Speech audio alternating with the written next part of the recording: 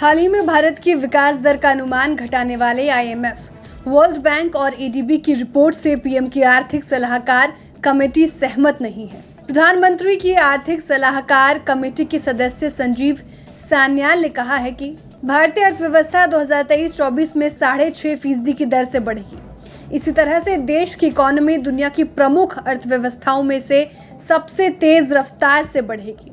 ये बयान इस लिहाज से ज्यादा महत्वपूर्ण हो जाता है कि वैश्विक अर्थव्यवस्था में जारी उतार चढ़ाव के बावजूद भारत का प्रदर्शन इससे बेअसर रहेगा।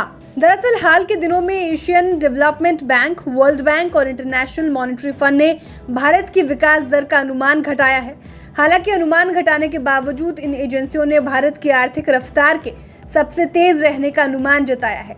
एशियन डेवलपमेंट बैंक ने 2023-24 के विकास दर के अनुमान को घटाकर 6.4%, वर्ल्ड बैंक ने ग्रोथ अनुमान घटाकर 6.3% और आईएमएफ ने विकास दर अनुमान को घटाकर 5.9% कर दिया है। ऐसे में प्रधानमंत्री की आर्थिक सलाहकार कमेटी की तरफ से 6.5% विकास दर का अनुमान लगाना राहत की खबर है।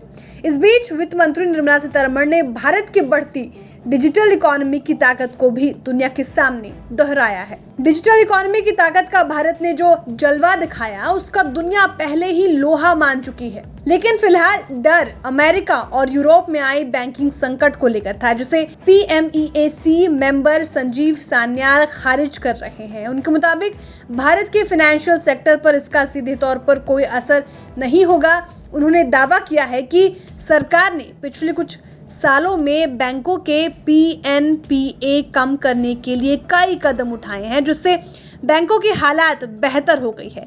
इसके साथ ही बैंकों के पास पूंजी भी पर्याप्त मात्रा में उपलब्ध होने की बात कही गई है। ग्लोबल बैंकिंग संकट के मद्देनजर पिछले हफ्ते ही वित्त मंत्री निर्मला सीतारमण ने सरकारी बैंकों के प्रदर्शन की समीक्षा करने के लिए एक बैठक भी की थी। Bureau report, बिस्तक।